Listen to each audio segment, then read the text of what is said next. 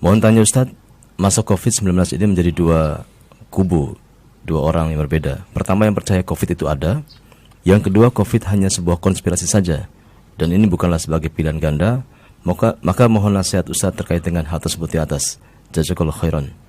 Nah, orang yang menyatakan bahwa COVID itu tidak ada, hanya konspirasi, itu orang yang mengingkari matanya sendiri atau mengingkari telinganya sendiri.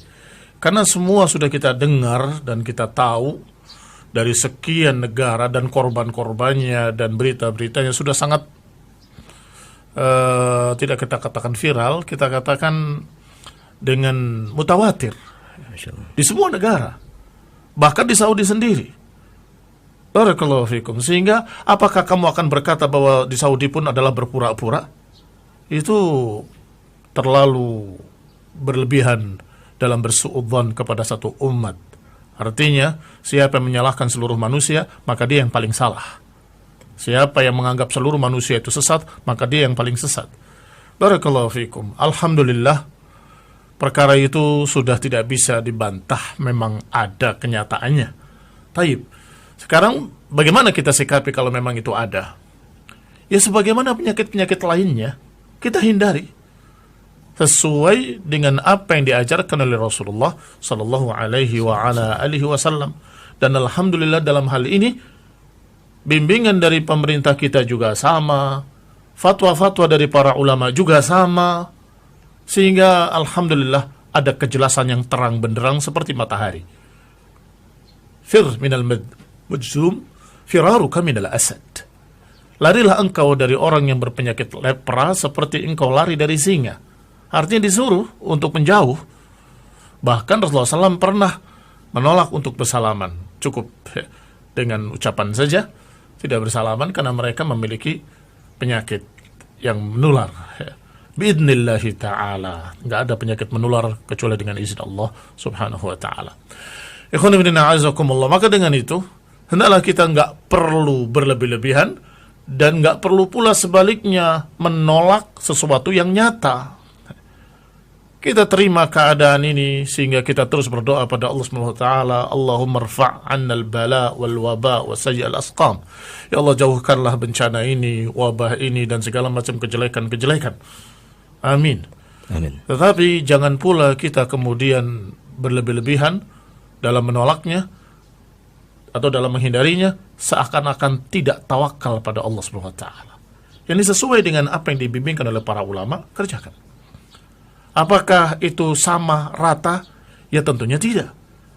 Karena al-hukmu yaduru ma'a illatihi. Hukum itu berjalan bersama ilatnya, bersama alasannya. Kalau ada ilat, ada hukum. Gak ada ilat, gak ada hukum. Barakallahu fikum. Kalau ilatnya adalah kekhawatiran penyakit, sedangkan di dalam kampung atau di dalam daerah kita ini adalah sesuatu yang sifatnya homogen, semuanya sama, tidak ada yang berpenyakit dan tidak ada yang masuk dari luar, sudah ditutup semua oleh penguasa setempat, berarti dia aman. Maka mereka melakukan kegiatan seperti biasa, sholat berjamaah, sholat Jumat seperti biasa. Tetapi ketika sudah ada yang masuk ke dalamnya dan sudah terkena 2, 3 orang, 4 orang, maka mulailah di sana sudah tercampur, sudah heterogen lagi, maka saat itu kita tetap atau kita kembali kepada kehati-hatian kita. Barakallahu fikum. Wallahu ta'ala a'lam. Baik, sesi tanya jawab sudah berakhir dan sebagai penutup Ustaz, barangkali ada yang ingin disampaikan terkait dengan bab 1 ini Ustaz, barangkali ada tambahan nasihat barangkali sebelum kita tutup. Saya kira cukup, alhamdulillah. Alhamdulillah. Bahwasanya kita harus bersikap tengah, jangan ifrat, jangan tafrit. Jangan terbawa dengan pemikiran-pemikiran khawarij yang memang didasari kebencian pada penguasa dan kebencian pada ulama sekaligus, sehingga mereka menyalahkan seluruhnya.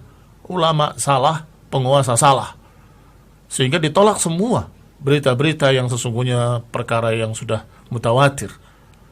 Jangan pula kemudian kita jadi orang yang kaku karena kita tidak melihat fikihnya, kaku karena kita melihat pokoknya. Dengan kata lain dalam bahasa fikih dikatakan dohiri. Dohiri itu pokoknya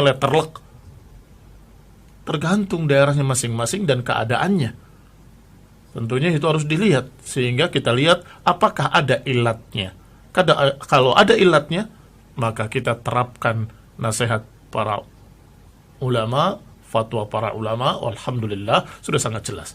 Kalau nggak ada ilat tersebut, ya alhamdulillah, berarti kita tidak terkena perkara-perkara tersebut, sehingga kita bisa melakukan kegiatan ibadah seperti biasa. Wallahu ta'ala a'lam bis-shawab.